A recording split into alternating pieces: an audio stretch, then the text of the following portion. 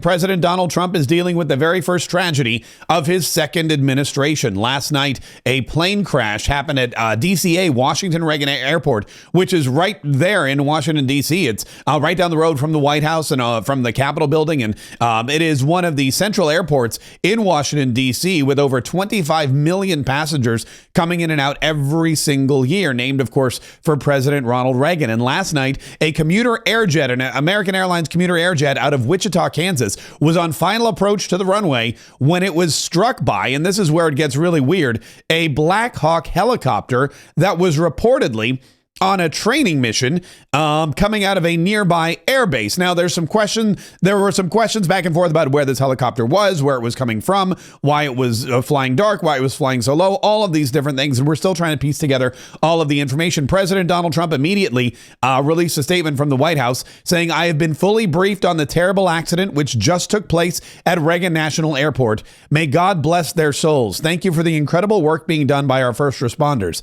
I am monitoring the situation and will provide more details as they arise." Later on, he posted on Truth Social, when he received more information about the crash, the airplane was on a perfect and routine line of approach to the airport.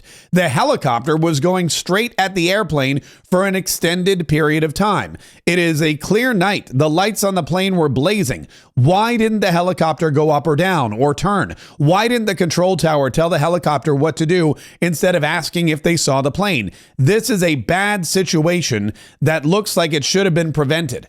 Not good. So President Donald Trump is basically not only reporting what happened, but questioning, like a lot of Americans are, because when we first saw the images of this crash, and there are lots of images, there were lots of vantage points coming through. There was the first one. The first image we saw of the crash was from a camera at the Kennedy Center, where you can clearly see in the bottom right corner, there's a big flash of light as what appears to be the collision. The Black Hawk helicopter flying into the plane again, which is shown to be landing, coming in on final approach. People are saying just a few seconds before it hit the runway, and then the helicopter there being seen flown directly into the plane, the explosion, and then both aircraft fall into the Potomac River. I was in D.C. myself during the inauguration, and that was just about 8-9 days ago. At that point, there were actual sheets of literal ice covering the Potomac River. That's how cold it is. And the temperatures in the water are still frigidly cold. So anyone who was in that water was not only dealing with whatever injuries from the plane crash, but also just slightly above freezing temperatures.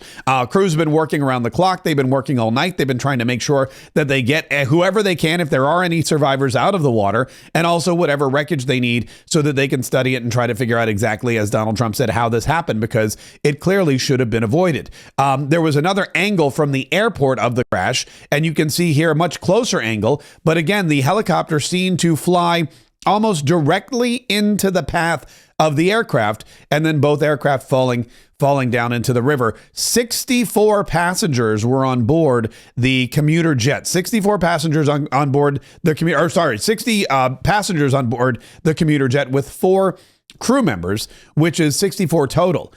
So 2 pilots, 2 flight attendants, and then 60 passengers. There were 3 reportedly aboard the helicopter. Now, the question is, the question comes up: where is it how is it that this airport, which is right along the Potomac River, right in Washington, D.C., could have this kind of tragedy with a military helicopter? Both aircraft, the commercial airliner and the military aircraft, you'd think would be just, decked out with the latest technology, anti-collision technology. They'd have radar technology. Well, here's Ronald Reagan National Airport right here. And then over on the other side is Joint Base Anacostia Bowling, where it was believed that the helicopter came from, although now we're hearing reports that it actually came from Fort Belvoir, which is about 14 miles away, and it was on a training mission. Again, we're going to figure out what exactly happened, hopefully, with the help of this man, Sean Duffy. Now, Sean Duffy was just 2 hours before this collision sworn in by Vice President J.D. Vance as the new Transportation Secretary for the United States of America. He was chosen by Donald Trump. He passed Senate confirmation, and 2 hours before this crash, he was there with his family at the Capitol building getting sworn in by J.D. Vance, and then had to rush rush over to the airport, where he was now seen on site that very same night, just a couple of hours later, on site at Reagan National, preparing and getting things ready and making sure that the investigation was underway. It's a trial by fire, literally, for Sean Duffy, who has, I mean, really no time to settle into the job. Within hours of taking his position, he's now got to deal with the FAA, he's got to deal with the NTSB, he's got to deal with all of these different situations. There's a massive ground stop at DCA. No flights are going in, no flights are coming out. They're rerouting everybody. They're trying to get them to Baltimore Airport or Dulles Airport or somewhere else, and all civilian air travel has been halted for the moment. There will be a press conference today, and we'll bring you as much of that as we can. President Donald Trump called into Fox News and reiterated some of his questions about how this happened. But Janice said it was clear. We'll talk to Janice in a minute about the conditions. Yeah. This morning, I had the opportunity to talk to the president, and he's up working this morning. And first, he offered his condolences to the families out there, wanted the American people to know that he's praying for these families because they got some rough news last night, and they're praying that their family members can be recovered. But he also said that he found the videos that he's been able to see, that everybody is seeing, extremely disturbing, but cautioned that we have to wait for the investigation. But he says just from a visual, seeing that helicopter's path doesn't look good, and he's depending on, he says he has the right people in charge of these agencies, and he wants to get answers very quickly, but it just doesn't look good right now. But we have to wait for the investigation. Think about how many planes he's bought, has been on, how very friendly with pilots, helicopters when he was with Atlantic City. When he had all his properties down in Atlantic City, he had to do that like every 4 times a week. So he's very familiar with air travel, much more than just a passenger. Sure. Well, and to your point about what the president told you, Lawrence, that flight from Wichita, the American Eagle, it has the super bright light. It's heading toward our point of view where that camera is. And then you can see just very faintly that Black Hawk helicopter takes a turn right into it. And there are a lot of questions surrounding this, and a lot of people are saying very similar things. They're saying, why is it that a Black Hawk helicopter, a military helicopter, would fly directly into an airliner on approach, which does have very bright lights? It's a traditional approach path. As far as we know, the airliner was not off course. The airliner was not doing anything out of the ordinary. That is, there's one way in and out of that airport, and because of the flight restrictions around Washington D.C., it's very tightly navigated. It would be, if it veered off course at all, there would be much more warning signs and much more chatter on the FAA frequencies. In fact, we do have audio. There's audio of some of the transmission after the plane crashed. Fire Command. The accident happened in the river. Both the helicopter and the plane crashed in the river. It's east of the approach end of runway 33. Is the airfield closed? Yes, the airfield is closed. Runways as well? Yes, all runways are closed. Nobody's landing. No one's moving at all. It was probably out in the middle of the river. I just saw a fireball, and then it was just gone. So I haven't seen anything since they hit the river, but it was a CRJ and a helicopter that hit. I would say maybe a half mile off the approach end of 33. Wow, it is stunning to hear her talk about that when she said she saw the collision and then it just wasn't there. Yeah. And as we said before, as we reported, there are crews working diligently. They have been working diligently around the night. Now, there is a report that they have pulled, I want to say, around 12 bodies from the river. Of course, they haven't found any survivors whatsoever. They believe that all 64 passengers on board are casualties, as well as the 3 pilots. We've heard that the helicopter is bobbing up and down and is unsalvageable at the moment, whereas the plane, as you can see, they're starting to pull wreckage out. I've heard reports that the water's about 7 feet deep where the plane is. But again, the icy cold conditions and the dark of night and everything else that's been happening have made it almost impossible to figure out exactly what happened and to collect all of the wreckage and find all of the victims. There was a very, very sad video of a man at the airport who was waiting for his wife. And I guess a news crew stumbled upon him, and he said, "I'm waiting for my wife. She was on that plane, and right now I just hope that somebody's found her." I'm just praying that somebody's pulling her out of the river right now as we speak. That's all I can pray for. I'm just praying to God.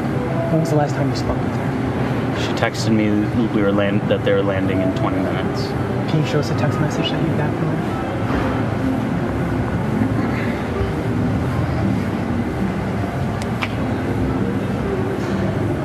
Yeah, and then he pulls up the phone and shows a text message. In 20 minutes. The rest of my text did not get delivered. That's when I realized something might be up. That's him showing the phone to the camera. It had her saying, "Well, we were landing in 20 minutes," and then he had 3 unanswered text messages after that. And now he said he's just waiting at the airport, hoping that somebody is pulling her body out of the river. Very sad, very devastating stuff. As far as the victims go, we do know that there was a figure skating competition, a group of figure skating competitors. This is apparently one of them. This kid is named Spencer Lane, and he posted a photo apparently from Wichita, ICT to DCA, of the plane. He was sitting there right by the wing, and they were flying back, and there's a photo of him. A lot of these were champion figure skaters, a couple of Russian figure skaters, their coaches. The Figure Skating Alliance is saying, here we go. At least 14 U.S. figure skating champion contestants were on board Flight 5342 when it collided with the helicopter. The following skaters and coaches are some of those to be believed to be on board. And then there's a photo of really, young skater. I mean, figure skating is a young sport. So you've got Spencer Lane, Everly Livingston, a couple of the coaches as well. The figure skating community devastated by this, as we all are. It is very, very sad and tragic. And as President Donald Trump said, it appears that it could have been avoidable. It should have been prevented. I do know this, that Donald Trump is the right man at the right time with the right crew for the job. Pete Hegseth, who was confirmed last week, who has been in the job of DOD secretary for just under a week, will be dealing with the military aspect of this and trying to figure out why this helicopter flew into a plane, where it was going, if it was on a training mission, who was in charge of it. And then, of course, you've got Sean Duffy, as we just mentioned, who is going to be also on the ground dealing with the transportation aspect of this helicopter and of this crash, and trying to figure out again why this happened. Meanwhile, we are waiting again. Like we said, there are going to be. We have a breaking news update right now. Mike Waltz, the national security advisor, is saying now over 30 bodies have been recovered. Over 30 bodies have been recovered. So of the 60 bodies, or the 60 victims on the plane, the 4 crew members, and then the 3 soldiers on board the aircraft, were up almost half of the victims. It seems like. Have been found in the river. And like I said, there's going to be continuous updates. There's going to be continuous updates throughout the day. We'll bring you more at noon. We are awaiting, of course, there's going to be an update from the mayor of DC. There's going to be updates throughout the day from all of these personnel. More updates from the White House. I imagine President Donald Trump will speak. I imagine there will be some kind of update from Karoline Leavitt, the new press secretary. She was actually speaking with she was rather speaking with Sean Hannity. They were recapping one of her very first press briefings on her first day on the job, her first days on the job. But they had to break in to cover this more tragic news. We'll cover more of this on our daily podcast at noon. Mark Kaye saves the Republic. So if you want to get the latest updates, if you want to know what's going on, not just with this story, but with other things going on around Washington, D.C., go to your local podcast, wherever you get your podcasts, whether it's Spotify or iTunes, search Mark Kaye Saves the Republic. We also live stream on YouTube and X and Rumble, right where if you're watching this video on YouTube right now, you can watch us live at noon.